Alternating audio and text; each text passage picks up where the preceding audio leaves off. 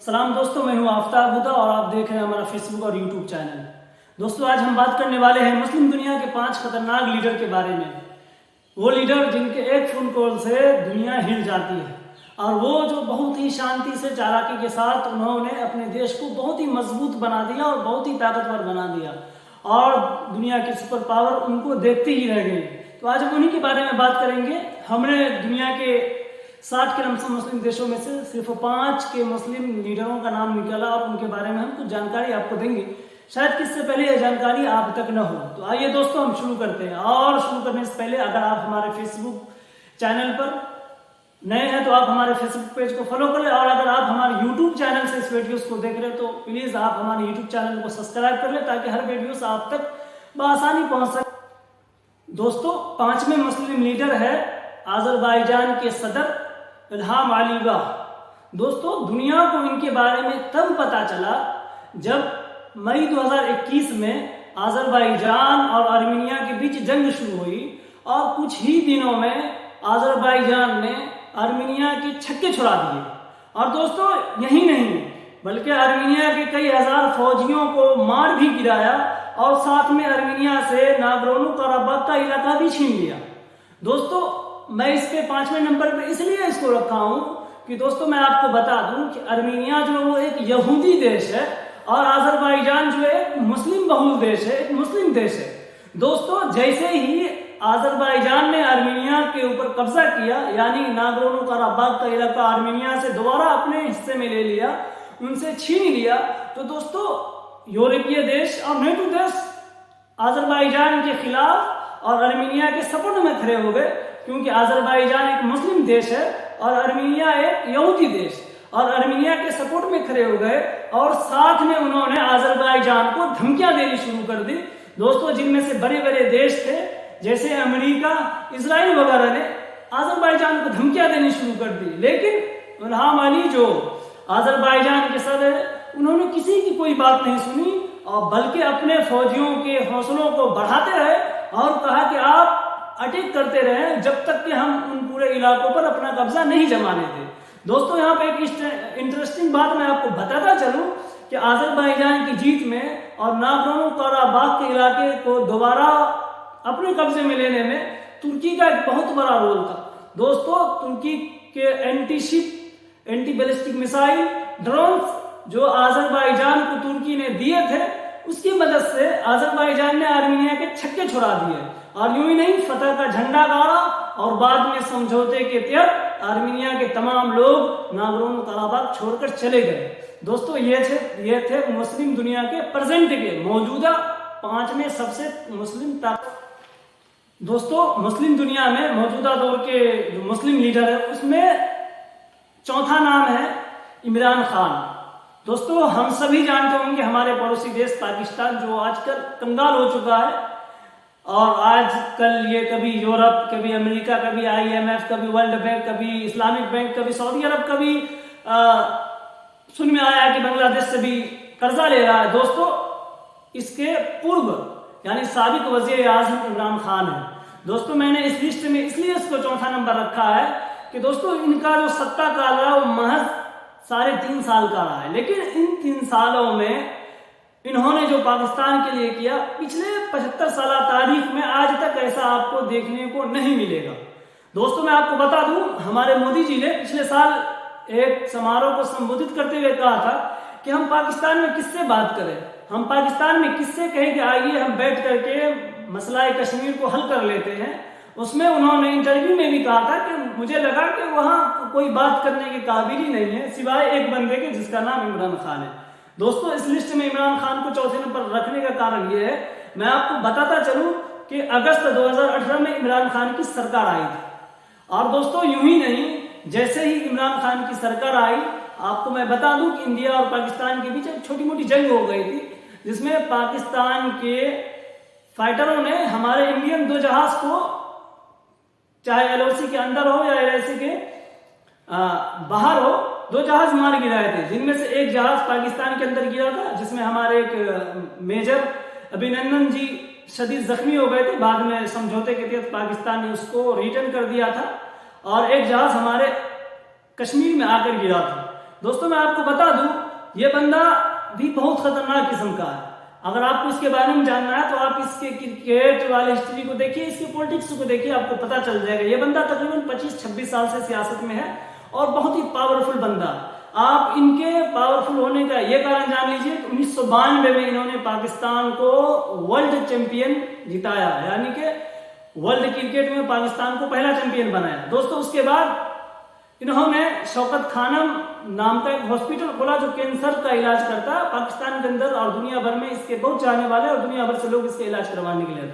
दोस्तों यही नहीं, आगे देखिए, जब ये वजीर आजम बने तो पहला तो इन्होंने हिंदुस्तान और पाकिस्तान में हो रहे जंग को इन्होंने कम किया, जहाज गिराया, फिर उन्होंने अभिनंदन को छोड़ दिया। ये बहुत बड़ी दरिया दिली का। दोस्तों उसके बाद यूएन में ये गए तो इन्होंने बाज़ाब्ता तौर पर कहा कि अगर कोई देश हमसे लड़ना चाहता है, कोई हमें कमजोर समझता है, तो वो जान ले कि हम कमजोर नहीं हैं। अगर आप हम पे अटैक करेंगे तो हम हाथ पे हाथ धरे हुए बैठे नहीं रहेंगे, बल्कि आप पर हम बिस्मिल्लाह करके, ला इलाहा इल्लल्लाह करके आप पे हमला करेंगे। या तो जीत होगी या फिर हम शहीद हो जाएंगे, शिकस्त खा जाएंगे, लेकिन हम हाथ पे हाथ धरे नहीं बैठेंगे। दोस्तों यूं ही नहीं, अमेरिका में जाकर के सदर ट्रंप के साथ बैठ करके इन्होंने कहा कि दुनिया भर में जितनी भी दहशतगर्दी हो रही है ये सब अमेरिका कर रहा है। दोस्तों मुस्लिम दुनिया में या दुनिया के बड़े बड़े नेताओं में इतनी हिम्मत नहीं होती कि कोई जा करके अमेरिका के अंदर ही अमेरिका की मां बहन कर दे, बुराई कर दे। दोस्तों ये इमरान खान थे जिन्होंने अमेरिका में जाकर के प्रेस कॉन्फ्रेंस में सदर ट्रंप को बैठा करके इन्होंने कहा कि दुनिया भर में जितनी भी जगह पर आतंकी हमले हो रहे हैं, जितनी भी जगह इंसानी हुकूक की पामाली हो रही है, हर जगह पर अमेरिका शामिल है। तो दोस्तों ये थे दुनिया के चौथे ताकतवर तरीन और पॉपुलर मुस्लिम लीडर। अब आ जाइए दोस्तों तीसरे नंबर। दोस्तों तीसरे नंबर पर है हसन रूहानी। आप में से बहुत सारे लोग इनको जानते नहीं होंगे। दोस्तों ये भारत के बहुत ही करीबी रहे हैं और मोदी जी से उनका बहुत गहरा संबंध रहा है। दोस्तों हसन रूहानी ईरान के साबिक सदर है। पिछले साल ईरान में चुनाव हुआ था और अब रईसी नाम के एक नए सदर आ गए। दोस्तों ईरान के सदर हसन रूहानी बहुत ही जहनीत के हामिल इंसान थे और ऐसा लगता है कि आगे फिर से इनकी ही सरकार बनने वाली है। दोस्तों हसन रूहानी के बारे में कहा जाता है कि बहुत शांत मिजाज इंसान है। मैं आपको एक बात बताता चलूं, गूगल पे आज भी वो वीडियो क्लिप मौजूद है जब इजराइल के सदर नेतन्याहू से पूछा गया कि आपको किससे खतरा है दुनिया भर में, क्योंकि आप चारों तरफ से मुस्लिम देशों से घिरे हुए हैं। तो उन्होंने कहा कि 3 देशों से मुझे खतरा है।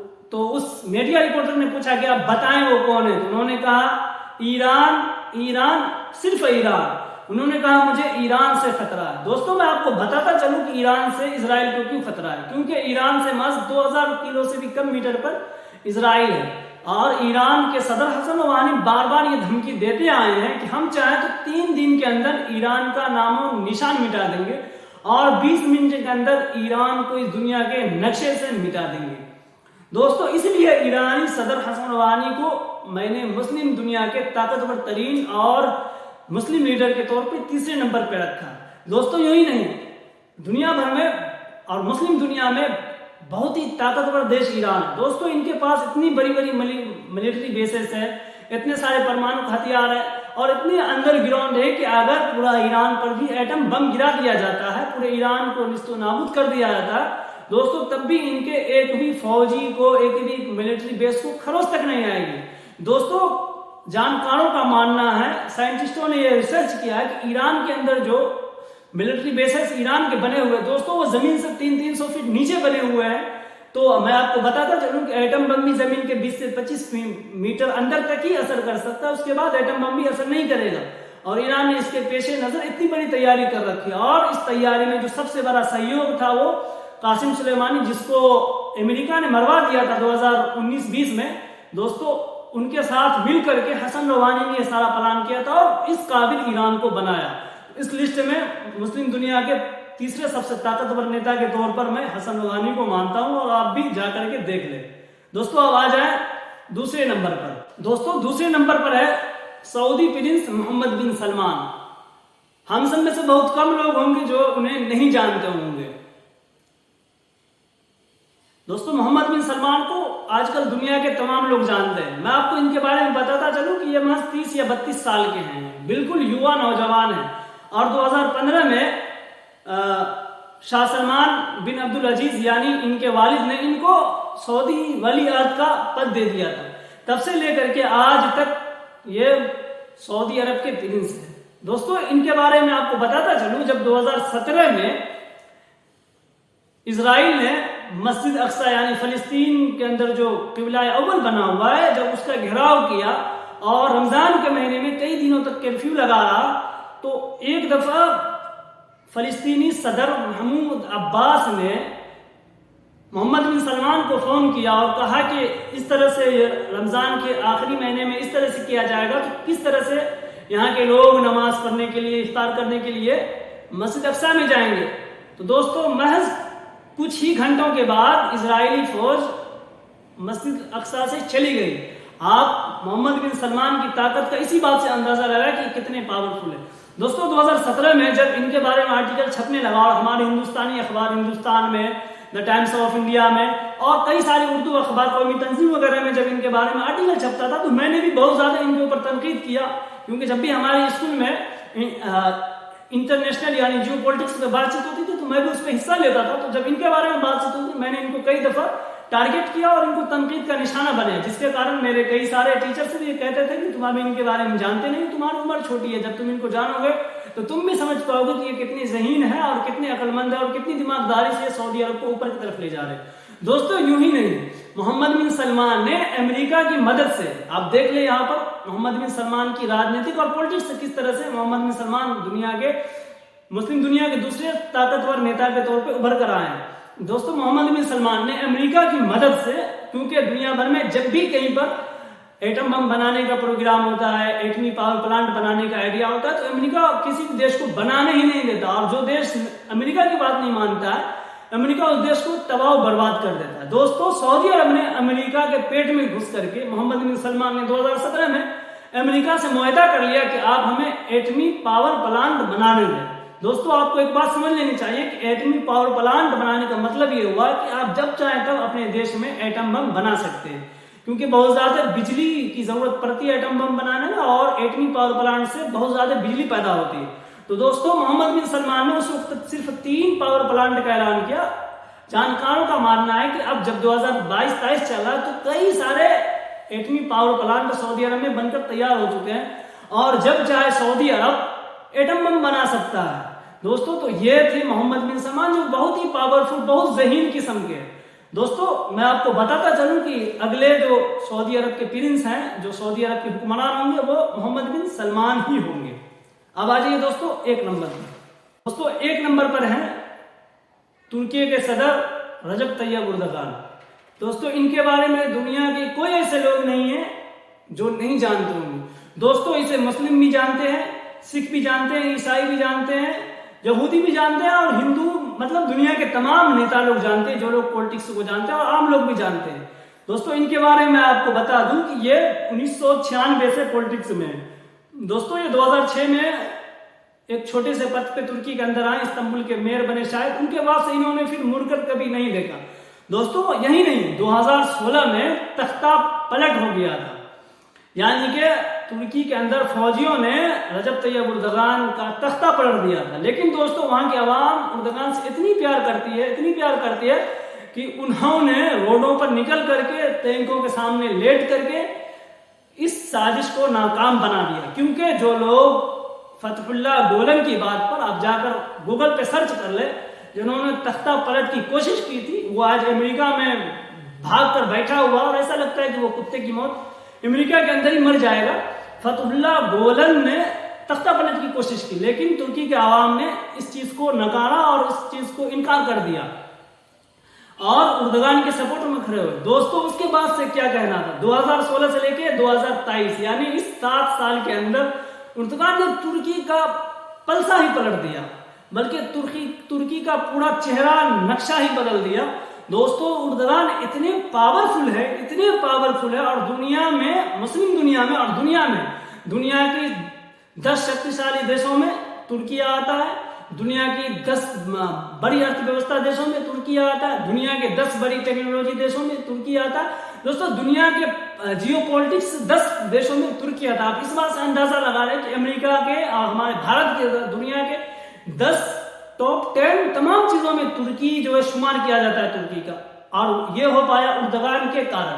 दोस्तों यूं ही नहीं, उर्दगान इतने पावरफुल है कि मैं आपको बता दूं कि उर्दगान है तो तुर्की नेटो देश में, लेकिन उर्दगान जो है हमेशा आप देखेंगे नेटो के खिलाफ रहते हैं। नेटो देश में होने के बावजूद नेटो के खिलाफ रहते हैं और अमेरिका की एक भी नहीं सुनते।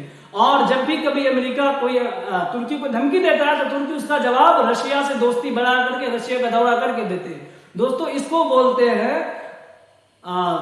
हथौड़ी के नीचे ला करके कांटी गांथने के बराबर। दोस्तों मैं आपको आखिरी बताता चलूं कि अभी प्रेजेंट में यूक्रेन और रशिया की जंग चल रही है। दोस्तों अमेरिका ने रशिया के ऊपर बहुत सारी पाबंदियां लगा रखी है, लेकिन मैं आपको वही बता दूं कि तुर्की के सदर ने न सिर्फ रशिया का दौरा किया बल्कि रशिया से S-400 उसके बाद कई सारे फैक्ट्री तैयारी खरीदने का भी वायदा कर लिया। जहां रशिया को यूरोपीय देश दरकिनार करने की कोशिश कर रहे, वहीं तुर्की रशिया से और संबंध अपना बढ़ाता जा रहा है। और ऐसा महसूस होता है कि रशिया से तुर्की के ताल्लुकात बहुत ही मजबूत रहेंगे और आने वाले फ्यूचर में आप देखेंगे कि रूस, चीन, भारत, तुर्की ये देश एक साथ होकर के अमेरिका के खिलाफ होंगे।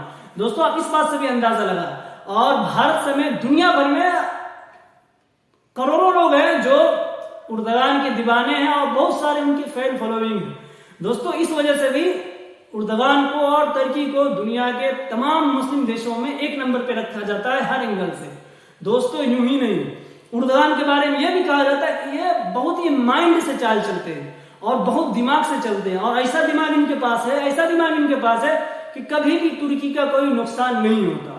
दोस्तों ये थी मुस्लिम दुनिया के 5 बड़े नेताओं की लिस्ट जो बहुत ही पावरफुल है और बहुत ही दिमाग से चलते हैं। दोस्तों इन रिपोर्ट पर आपकी क्या राय है आप हमें कमेंट में बताएं, और कैसी लगी आपको वीडियोस ये भी आप हमें कमेंट में बताएं। दोस्तों अगर वीडियोस अच्छी लगी तो आप हमारे यूट्यूब चैनल को सब्सक्राइब कर लें, फेसबुक पेज को फॉलो कर लें और दोस्तों में शेयर करें। अब तक के लिए इतना ही, मिलते हैं फिर अगली वीडियोस में, तब तक के लिए खुदा हाफिज।